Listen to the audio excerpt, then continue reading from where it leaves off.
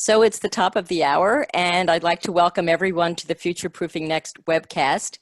I'll be starting off the webcast with a good conversation with my co-founder of Futureproofing Next and co-author of the book Futureproofing Next. And today we'll be talking about the book, talking about the new tools, and also having a great discussion with Dave Marvit, who we'll introduce in just a moment. As you're starting, we would love to have you do a couple of things. Number one is answer the advanced poll questions, because it's always great for us to hear from you. We also have already gotten a couple of questions in advance, but all throughout the webcast, please feel free to ask questions either in the chat or in the Q&A, and you can find that on your screen if you scroll down. And without any further hesitation, I'd love to introduce Sean Moffitt and get started talking about the topic for today, which is the Futureproofing Next Toolkit, and we're calling it Futureproofing Next, the future beyond innovation. So first of all, welcome, Sean. Hey, Andrea, how are you? Doing great. Congratulations. I know that this timestamps this a little bit, but didn't we just have an election up there in northern country? Yeah, I want our book to be as embracing to everybody, so I'm not going to mention who won and whether I liked it or not, but yeah, we just voted in Justin Trudeau for a second term. So there you go. So that'll timestamp this for a long time. Well, I wanted to start by doing a little bit of context before we get Dave to join the conversation with us. First of all, the question would be, why a book? We each wrote a book before. Why did we decide at this moment in innovation and business strategy history it was time for another book? So a little bit of that. First, tell us a little bit about the bookshelves, kind of the walk through the bookshelves, and what led you personally to think, okay, it's a good time to have a new point of view and something else on the bookshelf. yeah, I mean, I think there's always been like, by decade or by kind of any kind of 4 or 5 year interval, kind of a look at what are the books that we really looked at and said that defines a decade. And certainly we've got 8 to the side here where I think, things based on a marketplace getting faster, technology taking a bigger role, innovation being one of these things that is so important yet increasingly frustrating. And so I think we're standing on the shoulders of some giants here, maybe not all of them, but some giants, and kind of taking that, their thinking and taking it one step further.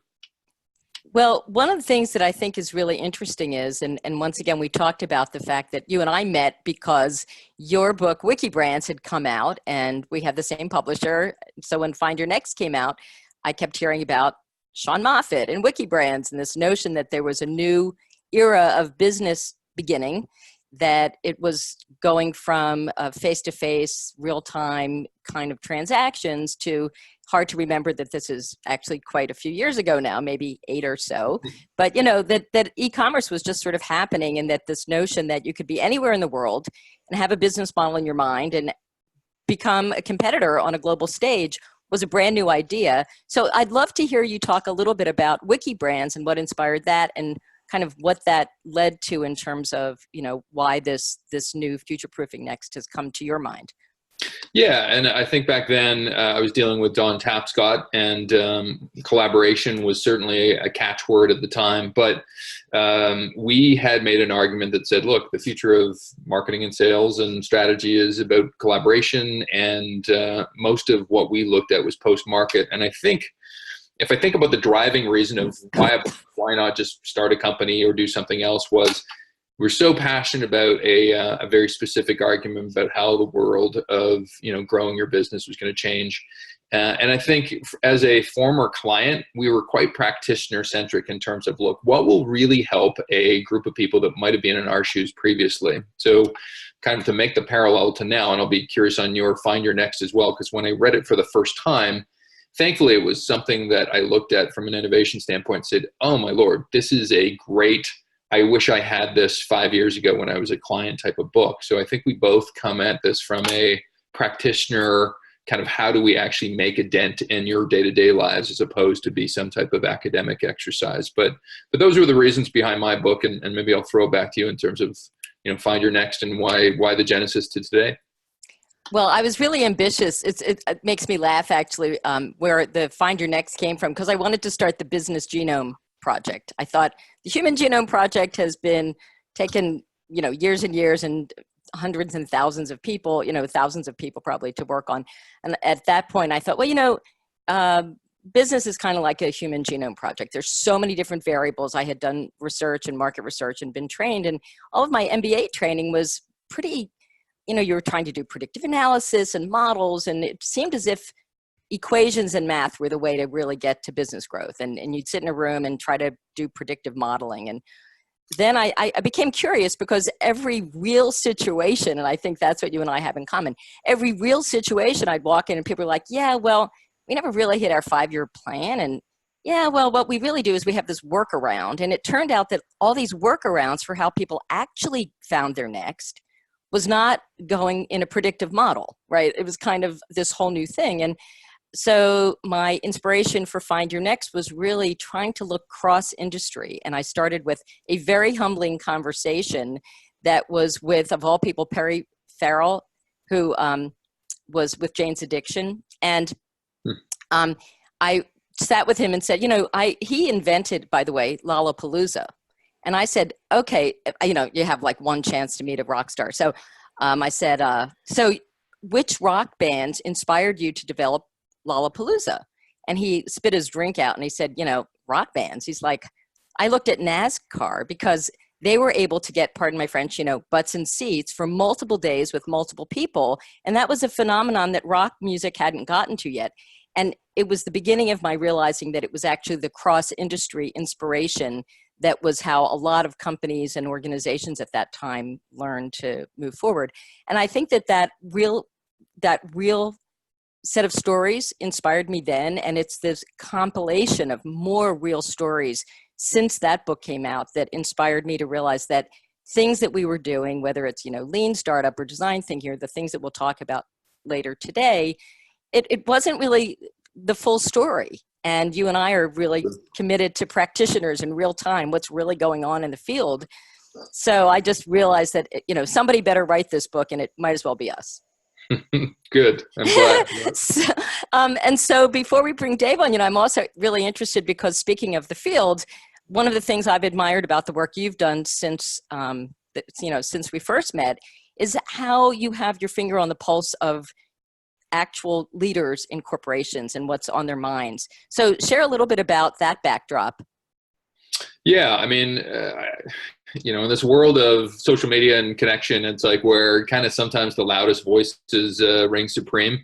I come from maybe a different school of thought where it's like, look, if you're going to try to prove an argument to anybody, hopefully you get a consensus amongst a larger group of people that says this is what actually exists in real life. And to pivot to this slide, we actually asked about 25 things that somebody might want to know about the world of growth and innovation and transformation. And I wanted to present this slide just because validating for our book, kind of where we're spending a lot of time in our consulting practice, is innovation strategy, business models, best practices, and metrics and measurement. And I think disproportionately amongst those 25 traits, our book probably covers in pretty good detail these 4 areas. So it's always validating to have an argument actually come to fruition based on some research and data.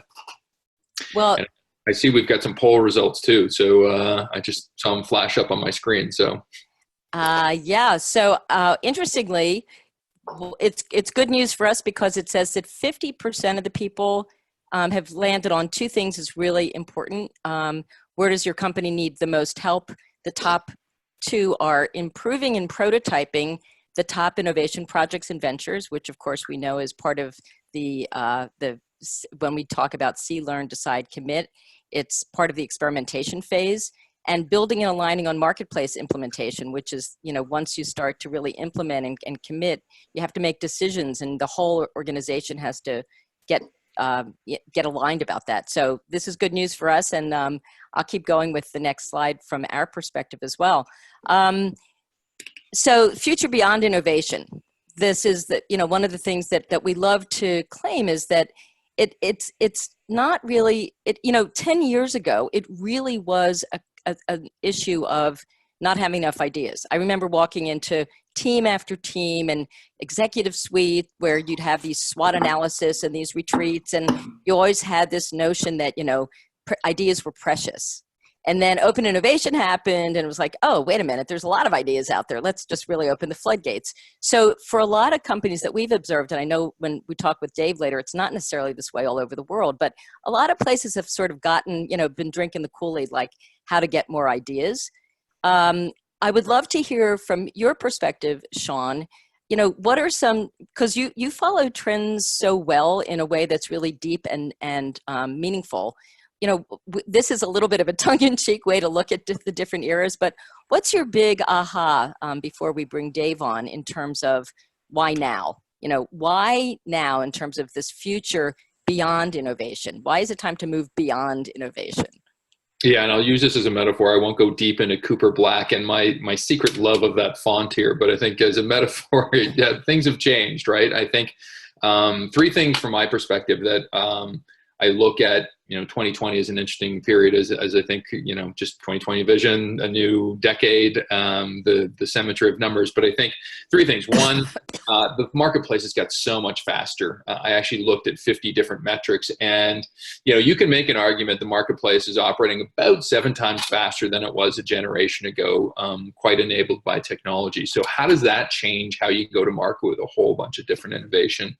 I think there's been a little bit of myopia given all the schools of innovation that have happened, that people have really focused on the upfront part and the user-centric part, and to your point, generating ideas. There's not too many people that are in that camp that can actually go to market with something and commercialize the stuff. So if you look at the scale of introducing innovation, I think there is some blind spots that we have that we wanted to placate in our reading. And the reality is, if innovation was going great and perfect, we wouldn't need a book, we wouldn't need a new school of thought, we wouldn't need anything. Unfortunately, and I've got some research from Berger from Germany, they've said that innovation as a corporate function is the 18th best performing function out of 23 corporate functions. So there is a problem out there that we're trying to fix. Well, that's a perfect way to introduce Dave Marvit. Not only am I excited because Dave's here, because he gets to now, we'll shift roles and he'll play a little bit of the interviewer role as well as being a subject matter expert himself, but he's a person I really value as a colleague. I've been really lucky to work with him on projects that are so astounding we can't even just talk about them.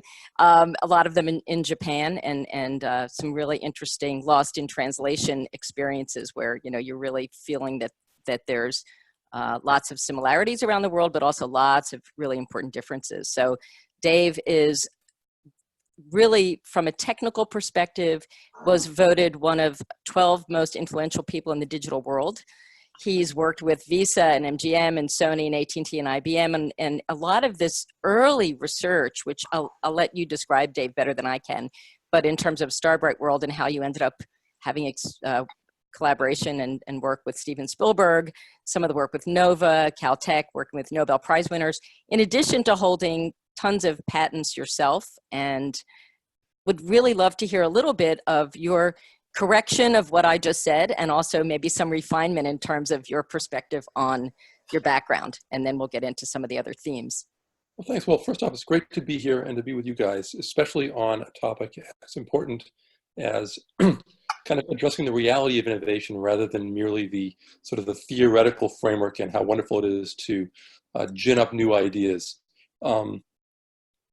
Yeah, I don't think the purpose here is to dwell on my background, other than to say that I pride myself on idea generation, and it's really interesting to hear about the pieces that are missing from between that and actually success in the marketplace. So I'm looking forward to hearing the rest of the presentation today as much as I think anybody else is. So well, I'll do one follow-up before we get into, you know, sort of the switch of the baton where, you know, you interview us a bit about this, because one of the things that I think is really interesting is it is a moment where the technology, how it really works, and we'll talk later about, you know, viability, feasibility, and desirability, and some other nuances we have around that. But one of the things that I think is really important is if you need some awareness of how technology and its capabilities offers new opportunities for business. And I think that even 8 years ago, it wasn't that fast. You know, we hear about exponential change. We hear about like quantum computing and blockchain and all these things. And a lot of companies really have to take a deep breath, and we'll talk about learning. You know, you can't just have a new offering in blockchain if you don't take a break and have people learn some things.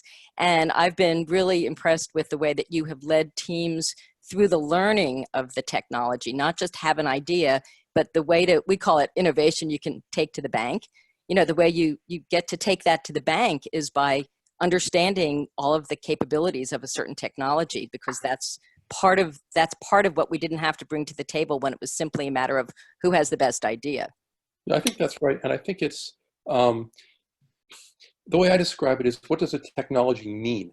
So, you know, you can talk about blockchain or, you know, AI or quantum computing, and it's really easy to get lost in the weeds. In part for some of us, frankly, because those weeds are really cool and interesting. It's like, yeah, let's get in there. And I think that's actually one of the dangers for the technologically inclined, is they can get sucked into those details because they are so fascinating and delightful. But when you think about what a technology means, it's not even just, you don't start with what businesses that enables. You kind of start, at least I do, with how it changes the way we think about the world, and not only what the future might look like, but what the possibilities are, sort of this vast scope of possibilities, many of which may not be the futures that we actually move into. And then we have to try and decide which of those futures are most appealing from a social perspective, but also, and personal, but also from an economic perspective. So yeah, when folks talk about learning about the new technologies, it's odd to say, but it's not quite about technology. It's about possibility and meaning, and we can drill down on that if there's time today. That's great. Well, so this is the moment where we have a format where we're handing the baton to you, Dave. So we would love for you to, I'll throw the virtual baton to you. We would love for you to talk with Sean first, maybe a little bit about the context. You know, we gave a little bit in the beginning, but there's also a lot more about, you know, why this is, you know, exciting to us, and why it's a good time to start fresh. Sure. Well, historians always talk about, you know, landmarks being a little artificial, but we are right on the cusp of 2020. And as you said, that's sort of a symmetrical year. It's, you know, clear vision. I mean, if ever there was a year that demanded clear vision, it's 2020, right? So where are we now, and what is that going to mean? Well, it's funny, you know, we have no Y2K this time, thankfully. So we're not spitting over into, you know, millions of dollars being spent on systems work. But, you know, I think one of the interesting things we had come up in a previous webcast is I looked at search results on innovation specifically. And I don't know if this was a seminal moment, but people looking for innovation around startups and entrepreneurial life versus corporate life have crossed each other. So it used to be the domain of corporates. Now startups, we've all glamorized them. We all are in love with the Zuckerberg stories to the point where we make movies about them now.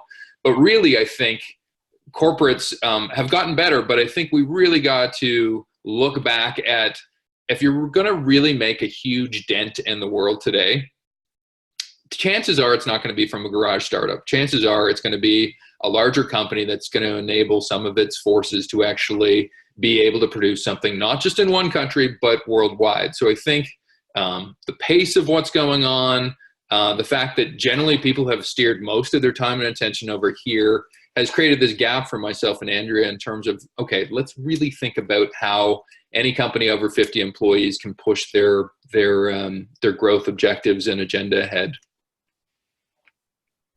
Well, and I'll throw a follow-up to you, Sean, because we've got this slide up here, just so that we don't get enemies by the millions of people thinking that we, I liked how you said, you know, we have, what is it, the thing you were saying about the shoulders of giants? Yeah, I mean, there's been a ton of great thinking, and the great thing about being, you know, web savvy is you can find all of it online and be able to actually bolt on kind of maybe somewhat different thinking. I know we beat up on some of these people when it's convenient for us, but each one of these marked decades of innovation schools has added something to the mix. And it's funny, myself and David were talking in advance of this discussion today, and I made the statement, I don't think we're trying to be a new religion. We're not trying to kind of make you become scrum masters of future proofing and do it exactly our way. But we have curated a lot of what's come before us and actually created something different. The whole idea of business modeling is it's not creating something different, it's creating a configuration of different types of things. And so we think we've done that with our new book and our new philosophy called future proofing. And again, the need for that emerges out of what? I guess we could talk about research. It's sort of a similar question, right? Where was the need that led to this, and what convinces you that that's actually the case? I'll answer that quickly and then flip it over to Andrea, because I don't want to be doing more than 50% of the time of the talk here. But I think I mentioned it earlier. I think we'll all recognize that corporate innovation probably isn't punching certainly above the weight of some of the other corporate functions. It tends to be not something that most mainstream companies think about as much as they should. And I think, you know, we laugh about this, but I'm a recovering corporate CMO. And essentially my life was, I wake up, I go to work, I see generally the same 15 or 20 people every day with some chance to see other people. And then I go home, maybe I do something interesting outside of work, but generally whatever my points of view that I brought into work would have been reinforced, or pretty much, you know, similar people kind of looking at it from the same prism. I think what corporates really need to do is look around, look up, look forward, and have a much stronger aperture at what's actually happening out there in the world. So I'm going to flip it to Andrea too in terms of answering that question. Well, I have a background that was mostly in strategy and looking before that sort of at ontology, you know, like market research, but in terms of patterns of groups of consumers and what it meant in terms of unmet needs. And what that turned into was the ability, and Dave and Sean know this, but I became the CEO of a SaaS company in Silicon Valley that was the typical, you know, I knew that it was really important to do lean startup. I felt like the large companies that I was working with needed to get that speed and agility of a startup. And so I was very fortunate to be the CEO of a SaaS company that was it was co-founded by one of the leaders of the lean startup movement. And I was very fortunate to have visibility into what I love, which is data sets, right? Data sets and experiences of real teams. And so first there were 13,000 teams worth of data, and like everyone's supposed to be going through the lean startup, and suddenly at the end of it, having this miraculous go-to-market for a corporation. And we started observing that it wasn't the best ideas that were getting the best traction. And that was baffling to me because, first of all, I was a betting man at the time. So I would make a bet. I remember, and I'll say this, and I'm allowed to say this. I don't ever use client examples without permission. But, you know, we were at the Mayo Clinic, brilliant people, very married to maybe, 10 or 15 or 20 years worth of very solid scientific technology experience. First of all, really hard to pivot when you have a 15-year love and marriage to an idea. So midstream, we'd say, well, now it's not working. There's no market traction. We can't get product market fit. All you have to do is pivot. People don't know how to do that. People don't know how to look cross industry. They don't know how to find another business model. They're really uncomfortable trying to figure out, well, that didn't work, so fail fast and move on. Not that easy, really, with people who have technical expertise, for instance. And so what I started observing was, what inspired me was, gosh, we're telling them to do this, but it's really kind of got some missing pieces. One of the things was that. The other side for me was this notion of, and I love design thinking. I think it's fantastic. I was really fortunate to work on some IDEO projects early on and really learn design thinking as a very important and still valued tool. And at Fujitsu, we use it a lot in terms of, some of the work that we do. The problem is if we think anything's a panacea. And so what was happening with the design thinking was that, there was this expectation that we could take it all to the bank. So you'd come out of a room with 50 amazing ideas. I mean, there was no idea that couldn't be justified. But the question would be, well, what are we optimizing for here? Which one should we select? And I thought, that's not been part of the conversation up until now. So that's that was another thing that Sean and I wanted to do, is have people help decide things and really then commit. So it's not just generate the ideas, but it's also, as a group, you know, you have to decide what you're not going to do. And we'll talk about that later as well. Sean, do you want to talk about some of the stats behind it as well? Some of the research? Yeah, I mean, this one's I guess a teaser into kind of the question as well, in terms of, you know, I have a level of empathy for people that end up being in change roles in organizations. It's tough, right? Particularly when you don't have the background behind changing things. Where do you start?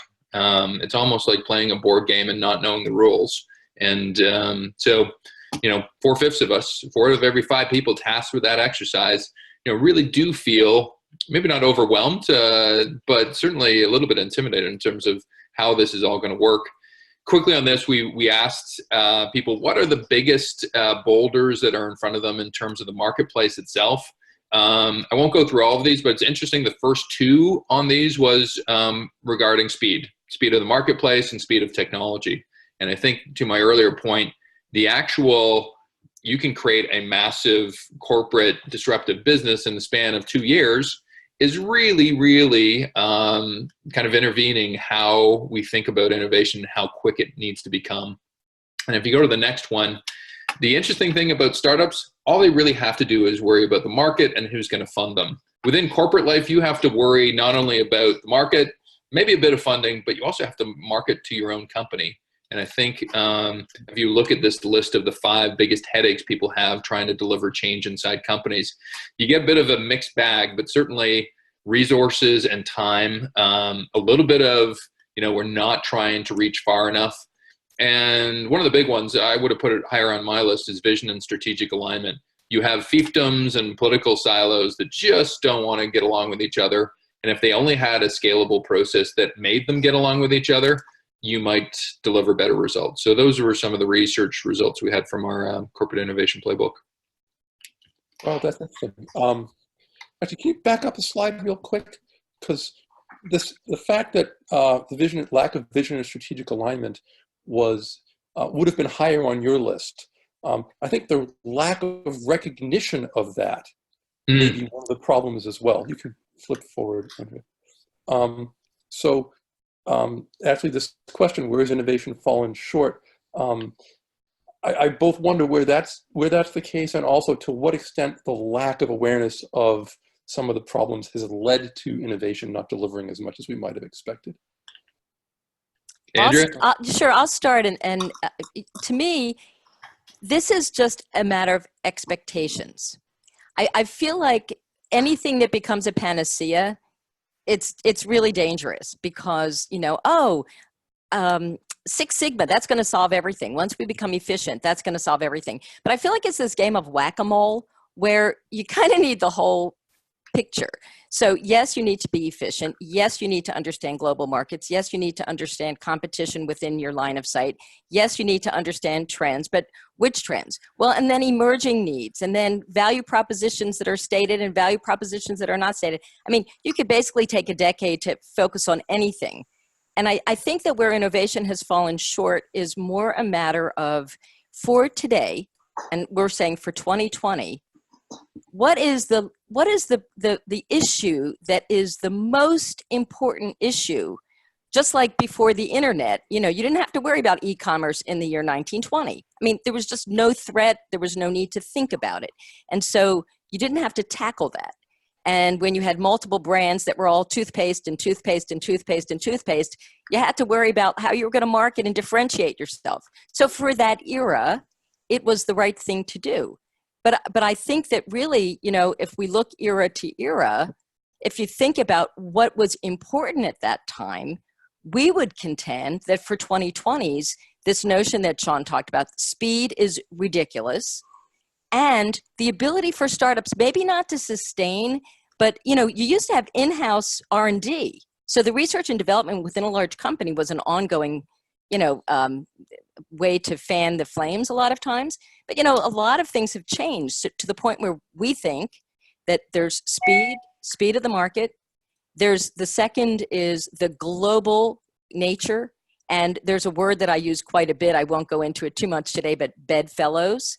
being able to pick bedfellows well, whether it's, you know, a new fintech platform where you're trying to figure out who's going to be in your platform, which partners you're going to have. If you're in, we just got back from China, you know, if you're in China, who's going to be, you know, are there these geopolitical situations where, you know, when we were in China that day, they just said Zoom can't be there anymore. It was turned off. So, you know, there's alliances, this notion of trust. These are not small things. And worrying about data trust and privacy was not an issue in the year 2009. That wasn't what was front of mind. And so what we believe is that it's those issues of 2020 that are making us think that, you know, what is it that leaders need to be really skilled in? And I also think that this notion of exponential change, I do believe that technology is changing quickly and that we have to stop and learn. And so when we get to the C, great, learn, there's a lot to learn. We kind of, if we got an MBA in 1995, you know, there's a lot that's changed since then. And so there's really some retooling that's required in 2020 that was not the case even 10 years ago. Sean, what do you think? I'll be quick about this, and I'll refer to our last webcast as well. We spent the entire time talking about business models. And I think if I was to lay one accusation on the innovation industry, we're pretty good at developing new products and services, a little bit less better developing experiences, probably a little bit less better at transforming what we do, process and total company-wise. We're horrible at inventing or pivoting to new business models. I think we get intimidated by that's too big of a task or challenge. And a lot of times you get organ rejection inside larger companies where it's like, look, I've got a really good bonus and a nice salary here. What you're proposing is totally not what got me into my corporate seat. Therefore, I'm not going to support your view. So I think our inability to think large and look at how do you pivot your entire business to operate in a different way is a challenge.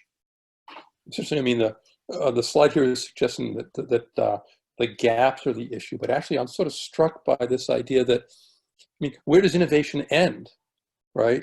It's like, I've got the new idea, I filed 3 patents on it, you know, here you go, right? So to me, that's one of the big gaps. It's sort of, you know, where do you stop innovation and where do you start, I don't know, execution, as though there's a distinction between the two. So how do you guys think about that in terms of your future-proofing model? Well, you know, I think that's another piece of this is I'm always embracing of multiple perspectives in terms of innovation. And I think this is the other thing that I experienced that I observe today. Innovation, it's true that innovation can be doing an incremental change better. I'm not going to say that's not innovation.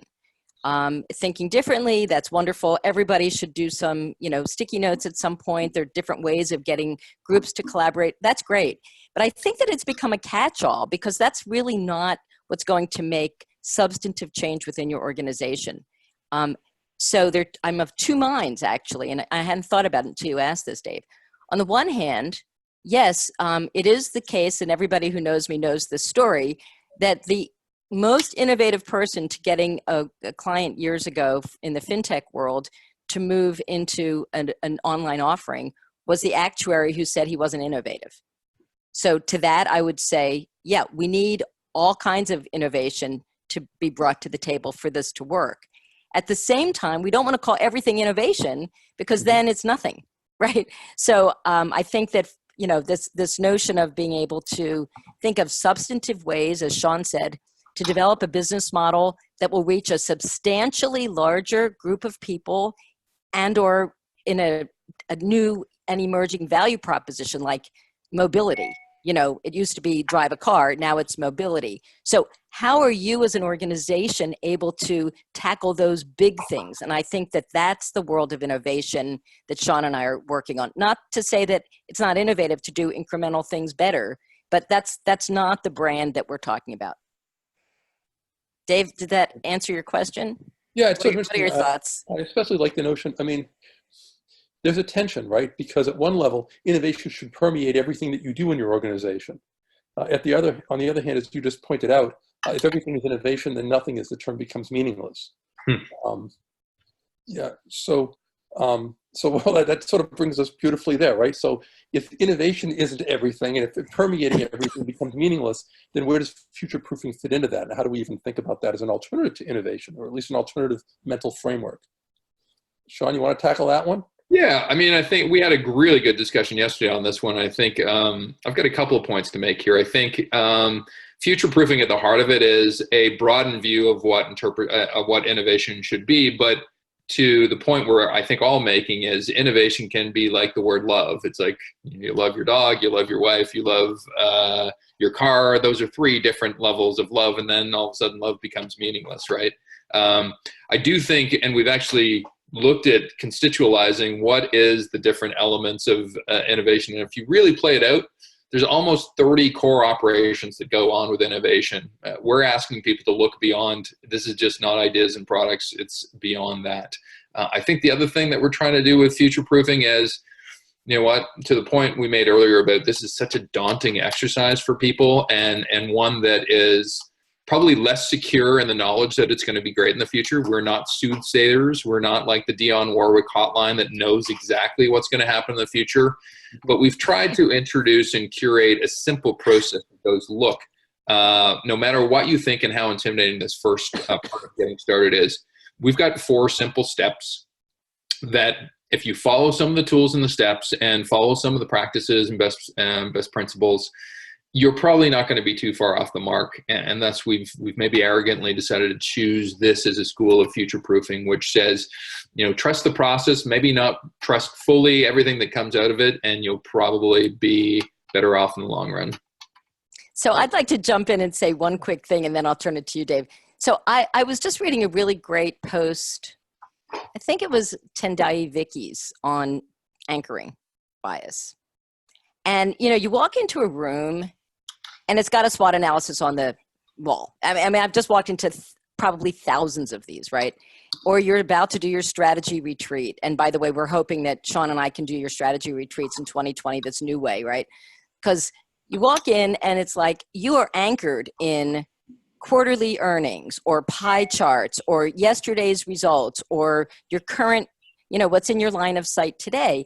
And that anchoring bias, you cannot help but start there. That's your point of departure because you walk in the room and you're surrounded by it. We're hoping that with future proofing, and we call this a new point of departure.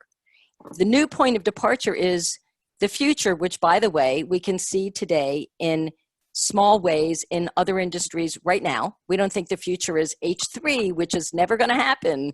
Like it's now. The future, early signs of what's happening to you, like this fintech company I talked about, they saw e-commerce in other industries. Why not insurance, right? So it's this ability to start at this new point of departure, which is the future. And we know that that there's kind of a contradiction in calling it like future proofing. You know, you can't, of course, we don't want to like prevent the future from happening, right? But what we want to do is have you feel that you have the wherewithal to start with the future eyes wide open and embrace the change and the dynamic that's required. So instead of being committed to like your absolute values, you're committed to the fact that you're a resilient organization with grit, and you're going to see that other people are doing this or that there's this emerging need. And you're not going to say, we give up, we don't know how to do that. That's not our core competency. You know, Amazon says it better damn well become your core competency. You know, if people want e-commerce, you better learn that. So Dave, what are your thoughts? It's just very interesting. There's this kind of a tension and a playing with opposites here, because it seems like the way to be proofed against the future is to embrace it. And that's really interesting, right? Embrace it. There's a very sort of Zen thing going on there that we'll have to take some time and articulate. I like that. That's very interesting. Maybe we are religion after all. That sounds very, you know, we're missionaries of future proofing. Yeah. Well, and I love this. This came from the community in advance. And Sean, I don't know if you're looking at Q&A, but please, everyone can feel free to submit questions in the Q&A or in the chat. But this one came in advance, and I really love it because it is just the level of skepticism that we need. So Dave, you know, what are your thoughts about this question? And then, what are your thoughts about this question? Boy, I like that earlier where, you know, innovation was about generating ideas, and now we've got lots of them, and now what? So that's kind of interesting. Yeah, and I think as we look back at, one of the slides you had of sort of the different dominant models of what innovation is, they seem to me to be looking kind of inward rather than outward. Maybe even inward at, a customer need or a customer framing, but not at sort of the larger world into which any given innovation is going to land, or any attempted innovation is going to land. So that just strikes me as one reason why it's not just another innovation du jour. It's a kind of a meta innovation, at least as it seems to me from what I've discussed with you guys. Well, we'll keep a pin in that and move on a little bit, because now we're hoping that we keep that challenge. We love that. We want to make sure that we can always answer that question, and we'll keep addressing it as we continue down the path. But I think, Dave, let's have you get us started talking about the tools. Sure. So yeah, please go ahead. I mean, that's basically what you guys have done, it seems to me, is build a mental framework, which is then rendered into a set of tools which people can use to move forward. How's that mapping to what you guys are up to?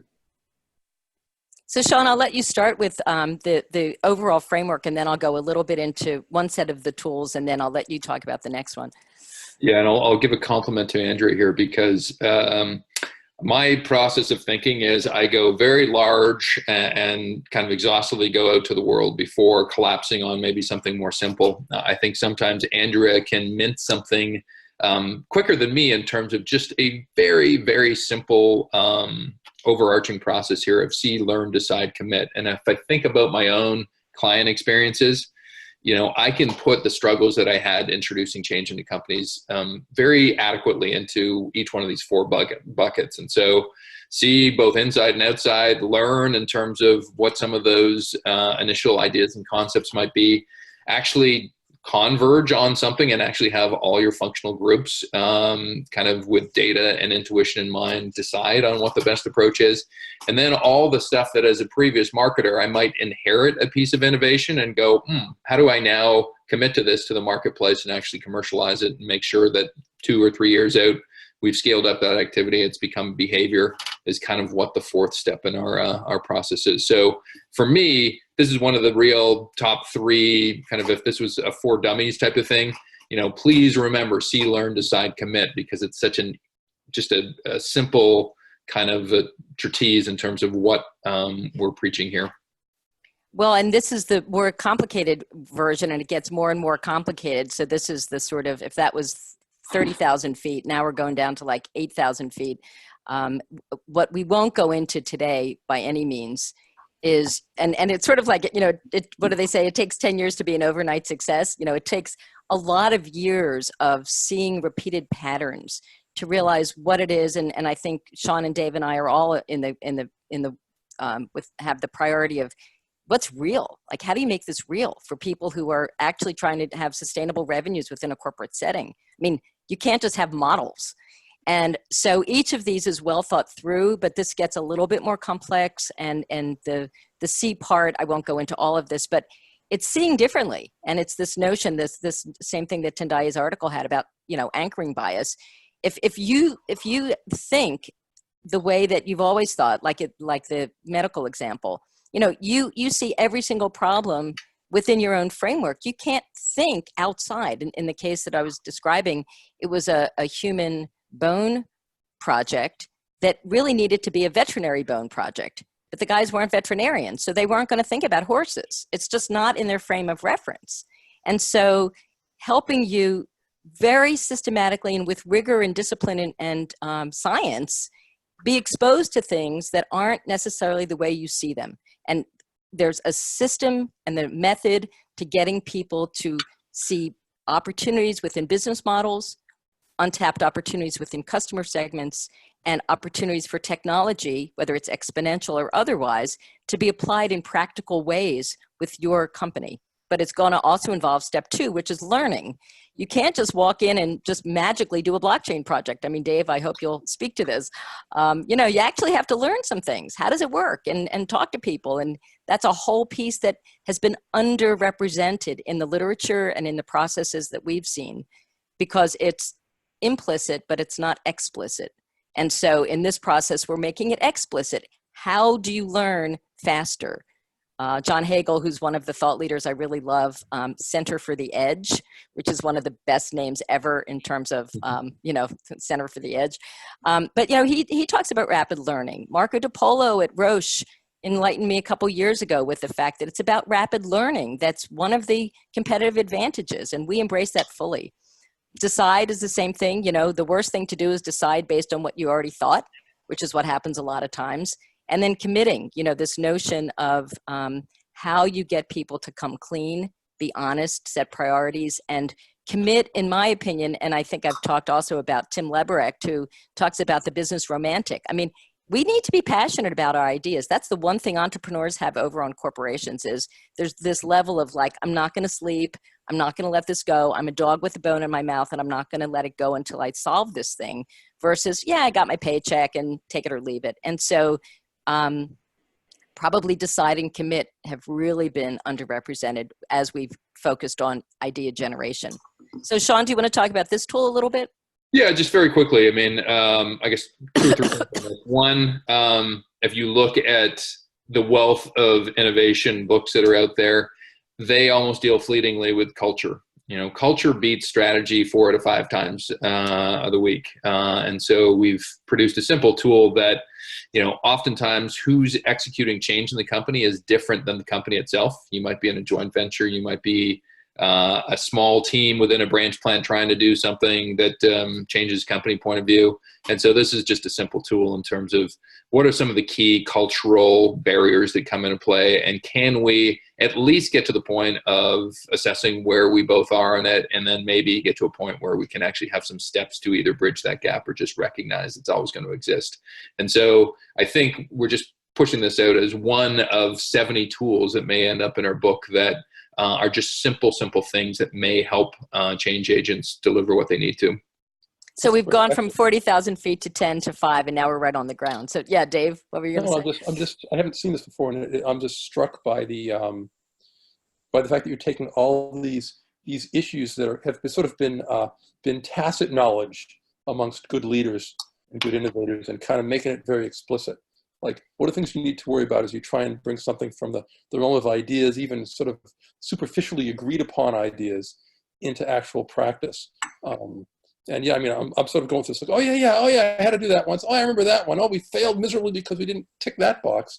So yeah, it's kind of nice to see all those years of experience laid out in a list. It's just a little bit striking, that's all.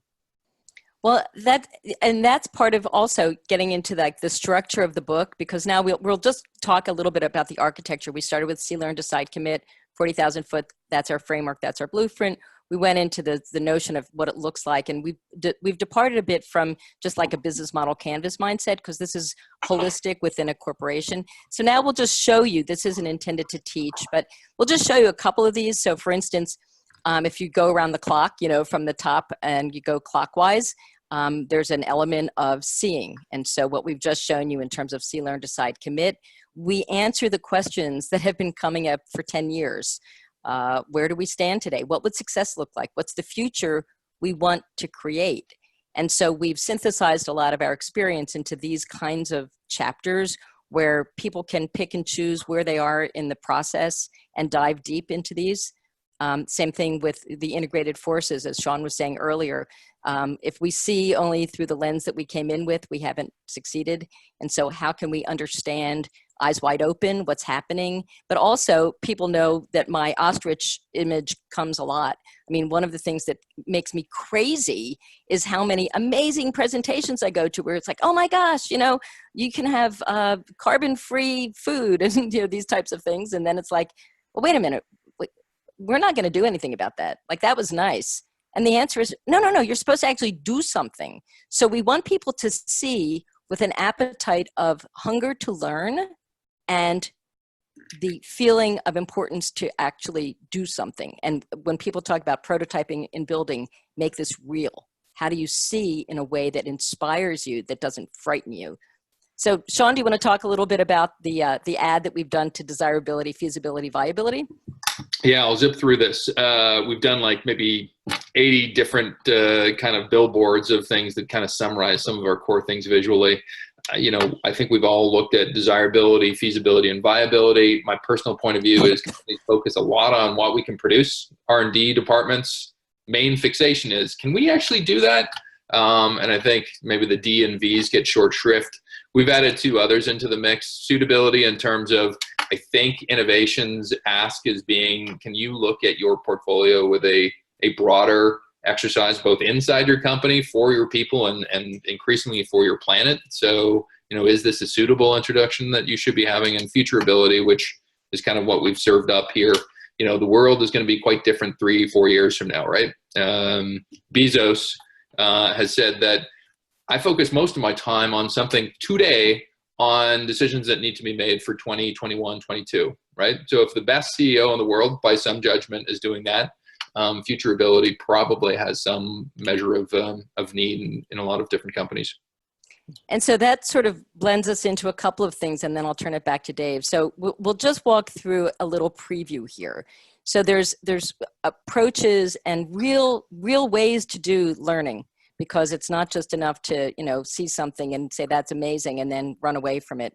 And so the tacit knowledge and the explicit process, we've got some tools that are very easy to use, and they've been tested with teams, and we're very excited about how you get your organization to learn faster. And as Sean loves to say, this notion is that the breakthroughs don't have to be that you go get a PhD in physics, not that there's anything wrong with that, but a lot of it is seeing differently and seeing the breakthroughs that just are combining the things that we're exposed to without that anchoring bias. And so I won't go into this, but this is another approach that we found really interesting. Instead of looking at just industry to industry, if you imagine that you're a software company and you have different types of dimensions where you have to be good. You have to be good at being large scale data. You have to be good, fast as some of the startups. You have to be a thought leader. You have to be able to have training, et cetera.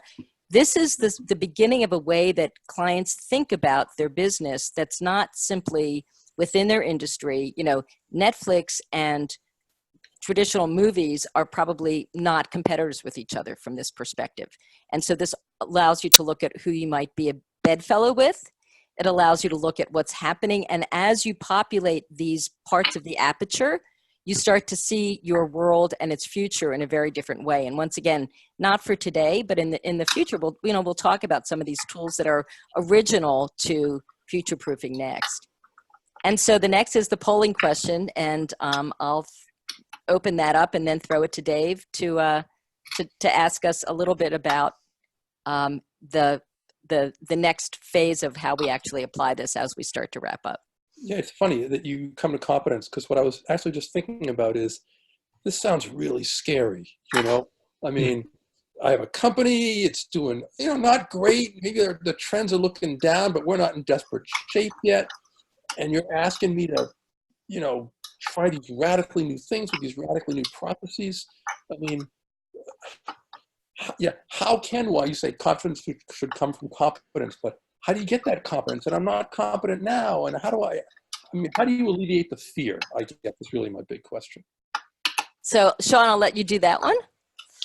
Yeah, I mean, we've thought about the metaphor of almost using all of our tools in this 4-step process, almost like in fitness terms, David. Like, the first step for me, I'm a jogger. So the worst step of my 10 kilometers I'm going to do is the first step out of the house, right? So in some respects, if we can get you over that finish line, or the starting line, I guess, becomes a lot simpler, because once you start exercising a muscle, it's amazing how much better you get at it.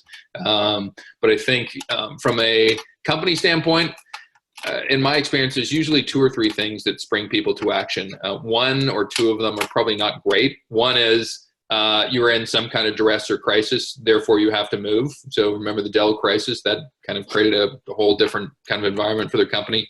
2 is your competitor has done something, and so you're reacting mode, and so it gets people to act, but maybe not for all the right reasons. So we're asking companies to look at it and say, look, you've seen your peer companies. 4 out of the top 10 companies in your segment are no longer going to be there over the next 5 years. We know this. So let's have a rallying cry for change. And I think we've got poll results here as well. Yeah, so the poll results is great. 100% of the people are looking at interactive exercises and discoveries as the tools that they fall in love with, which is great because this is not a book. This is what we've been calling a not a book. This is a book that is 90% interactive exercises and discoveries, which is great. And it's what we found we needed. We needed less narrative, which changes day by day, and people can get that now online a lot easier than when we wrote our books. This is a book that's, we hope that it is dog-eared or electronically dog-eared to the point where you're using it all the time and changing it and interacting with the community. So I think that's great. And what I wanted to do before I turn it back to Dave is, Sean and I have been field testing this with team after team after team. Luckily, all over the world, we've been really lucky and learning a lot about what's real. And so these are the interactive exercises, discoveries, simple to see infographics and process maps that we have seen teams really succeed with. So it's great. It's almost like we scripted the audience to answer it that way. But I'd like to end this segment with Dave before we do the closeout. So Dave, we've now done a bunch. I would love for you to weigh in on, first of all, what experiences you've had, and this feeling of case studies that you can share, and also what resonates with you with all of this. Gosh, there's so much to talk about and so much to think about here. In terms of, I'll hold the case studies for a moment just because the reflections are spinning in my mind. It's interesting what you guys have done. This distinction between book and not a book. It seems to me like there's a lot of knowledge, sort of static knowledge, if you will, that you've codified into process. And that's kind of cool. So the book is, from your description, a collection of processes that people can use. And yet those processes come from knowledge, but they then help people create it on their own. So that's, I don't know, I'm just sort of spinning around in that set of relationships. On the see, learn, decide, commit, I'm thinking about how that's applied to work that I've done. In the early stages of any project, from video production to creating new businesses, I've always analogized it to being like a kid playing in a pile of leaves, where it's not systematic, but I grew up in New England, there's always piles of leaves in the fall, right? And you grab the pile of leaves and you just kind of throw them around and you roll around in it. And this kind of immersion and looking at it from different perspectives is, I think, the essence for me of that delightful early stage seeing process. And then having done that, trying to figure out what all this means, and given all these different perspectives and ways of looking at things,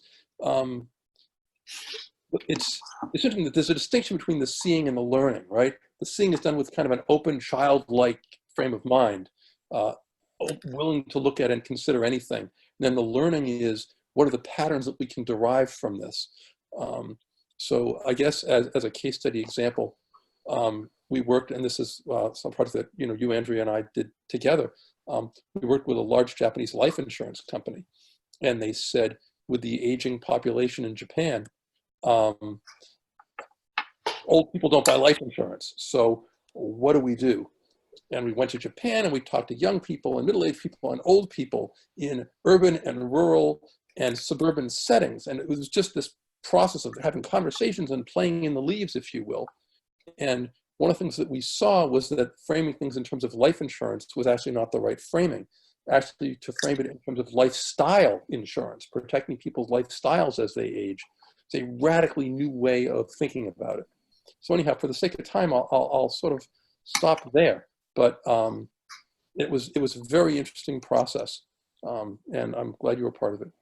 Well, it was great to work with you on it, and once again, we've been out in the field doing these kinds of projects, learning and having the ahas at the end of the project, going, it's not the prescriptive, it's the experiential, and it is a science, but it's pure science. You see something and you have a new idea versus you're just there to reinforce what you already thought.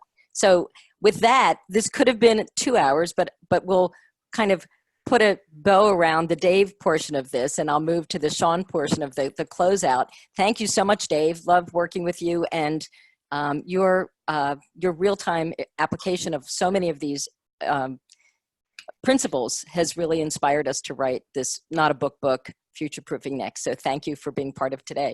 Delightful to be here. So now to you, Sean. We know how to get started, that we have different tools than usual. We know that we're not victims of the future. We're leaders of organizations that can actually shape the future. We're optimistic, despite how research-oriented we are. We've got a third polling question that we're opening up. But help us understand how people in this community can continue to participate. Yeah, and thank you, David, as well. The powerful imagery of kids playing in leaves is probably going to show up in our book now that you've mentioned it. It's a good impression that I leave with our first step here. My hope is people that are on here and probably after this that are watching it see something that resonates, and hopefully you become almost part of our tribe. I know we said this wasn't religion, but we do want people to galvanize themselves to this point of view. And then we've just got a few kind of announcements and things. Certainly, we have a newsletter that goes out every month. We'd love you to join it. We are going around the world in the true spirit of looking outside and around us. We're developing a group of 66 champions that kind of are either functioning as scouts or experts or opinion leaders that are helping us with some of the work that we're doing. And we are doing our book launch in November. And very quickly, we get our returns back. Measuring the return on innovation and agility, increasing the speed of innovation were deemed as being two big focus areas for people. So this may actually drive some of the webinars that we end up doing in 2020. And then the next slide, Andrea. Yep. We do some of this work. I think you've just profiled some of the work that you've done with Dave, and we do a lot of different things. And Andrea's protestation to me was, can we just do this kind of simply to people? And so it's like, we can do it on very surface level. We can get in a little bit waist and wade in with you guys. We do it in chest level, or we can be fully ensconced as kind of, almost innovators and residents, if you will, kind of side by side with our clients. So that's my selling slide. We do have a Future of Work webinar on November 19th. We've got 3 illustrious panelists, and so we go back to our format of interviewing other people. We switch it up because Dave was so immensely talented today that he could perform the role of, I think I mentioned Dick Cavett, use your own host that you love as well. And then last slide, I think here. That is the last slide. Yeah, that's the last slide. So I think as always, we love this topic. We love the passion of the topic. I know we've answered one of the questions, but there may be others. I haven't, as I've been talking, I haven't seen anything in the chat box. But if I don't see a question here, is I guess from, I'll serve it back to both of you as kind of a closeout. As you think about this, as we look at this together, Andrea, what's something that we should be leaving with our audience? And maybe I'll leave it with you, and then throw it to Dave in terms of maybe big takeaway, and then we'll close it out. Well, I'll start. I think that the most important thing is that Sean and I are on the trail now. It took us a lot to get to the point of understanding simply how to get people to both measure return on innovation, get to the speed, not be afraid of the future, embrace it. I also love the play in the leaves, but this notion of feeling like it's a laboratory where you can feel very optimistic that big change can happen within corporations. So Sean and I are, getting out on the road. I'm going to Lisbon next, and then we're going to be in LA and then in Copenhagen. And we would love to come out and work with you. We are very eager to spawn these ideas and have them take root in lots of different projects. So please contact us and be part of the community. And that's, I think the biggest thing is that, after you write the book, you really want to go out and apply it. And so we're hoping to meet a bunch of people around the world and fly all over the place together. So Dave, close us out. Oh gosh, I guess I would just say that that future proofing is, as we said earlier, it's embracing the change, not running from it. And interestingly enough, there's no choice. You have to embrace the change. You can't run from it because it's coming no matter what. So I guess be part of it. And some of the things that we've seen today are the tools to help one become part of that future. Awesome. Thanks everyone for being part of it, and we'll see you next month.